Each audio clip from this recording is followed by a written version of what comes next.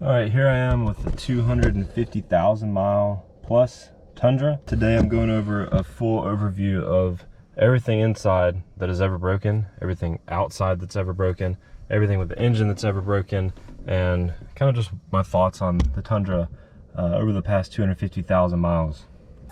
This one is a 2007. It's 5.7 V8. It's the off-road edition, but it's only two-wheel drive. First I'm gonna go over the repairs, engine and the truck in general that I've had to do, and I'm gonna show some receipts from everything that's ever been done in here. So one thing I always recommend, this folder has every bit of maintenance that has ever been done to this truck. So ever since 2007 when the truck was made, every time it's been taken to the shop, every single receipt is in here. Mostly this is the two owners before me because I do a lot of work on my own. This is the receipt of every repair that's ever been done. I also have the list right here, and you can see it's a pretty short list. Over 15 years, 250,000 miles. It's not that much stuff. First repair, water pump replaced, covered under warranty, done in May of 2011, so 4 years after the truck was built, and it's 54,000 miles. So here's the receipt for that. Next thing, it went 80,000 miles before it ever needed a repair again. So here we are at 135,000 miles, and this one right here is to replace the alternator. Just 100 miles later, we have this one right here, which had 2 air pumps replaced. This is also covered under warranty. So 135,000 miles back in 2016. So the truck is 9 years old at this point. Third repair. About 40,000 miles later, 176, so about 176, 177,000 miles. The alternator had to get replaced again. It is worth noting that this was in 2018. So fourth repair over the course of 11 years. And 175,000 miles. The next repair that I had done was right after I bought it at 179,000 miles. It cost $590 to get a seal replaced and then 2 U-joints replaced on the drive shaft. It's pretty expensive. That was in 2018 at 179,000 miles. The most recent shock repair was this one right here. Back in 2021, so right about a year ago.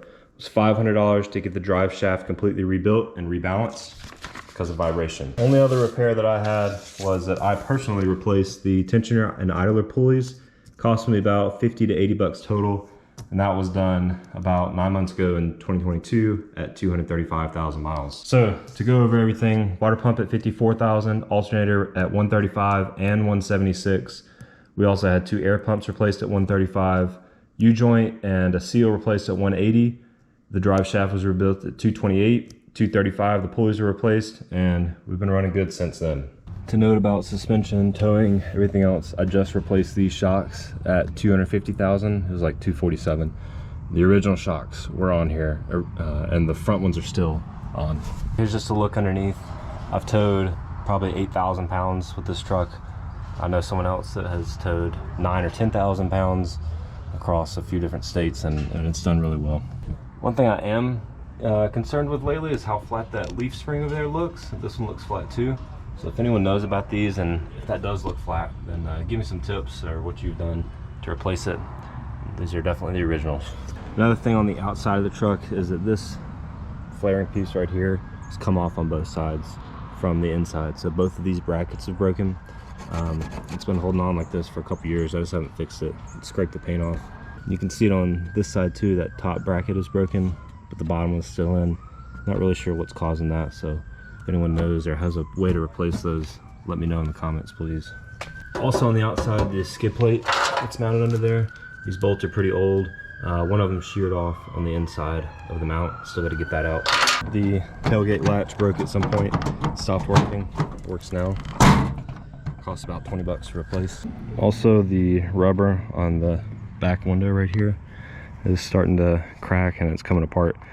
I've always kept this truck outside. I don't know if the owners before me kept it inside, but that's starting to come off. But this is the only window it's doing it on.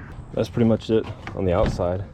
Here on the inside, the first thing is that both of these, the chair adjustment levers popped off, and this whole thing is kind of loose. I've also worn a hole in the original floor mat right here that you can see from my heel. It's not on right now, but the volume dial is kind of going out, so when I turn it up, it kind of turns it down, or vice versa. If I turn it down, it turns it up. I'm getting this whole radio replaced though, and I'll do a video for that. A bonus from another person I know that has a Tundra is that this inside piece right here started going out and made it hard to put into drive. So it would get in the neutral, but then getting it down to drive was a little bit tough. And it's just this plastic piece right here that was kind of getting messed up. This one's perfectly fine. Some other notes about it. You can see the gas tank is full. I've got about a 360 mile range on it. Average miles per gallon, that's since I reset it yesterday. Normally it hangs around like 15.5 or so. And for interstate driving, like if I'm doing a big trip, I've gotten up to 19 before, but that's pretty rare. Comfortability in this truck, love it. I've got this big huge console that I use the middle part as a trash can and the other stuff for storing. There's nothing fancy in here, it's all cloth, there's no heated seats. These back seats, I always keep them up. This is not the Crew Max, it's just the extended cab. Always keep these back seats up because I'm never carrying anybody. I just carry stuff and my dog back here. They're super easy, you just lay them down. That's really all I've got for the truck. So if you've got any questions or comments on, I don't know, how the Tundra runs or the Tundra series and everything, this was the first one of the new generation, the 2nd gen Tundra. So if you got anything to add, definitely put it in the comments. I bought this at an auction for about 9 grand back in 2018. So it's done really well, better than I've expected. All that with 250,000 miles. Maybe I can get it to 1 million and get a free one.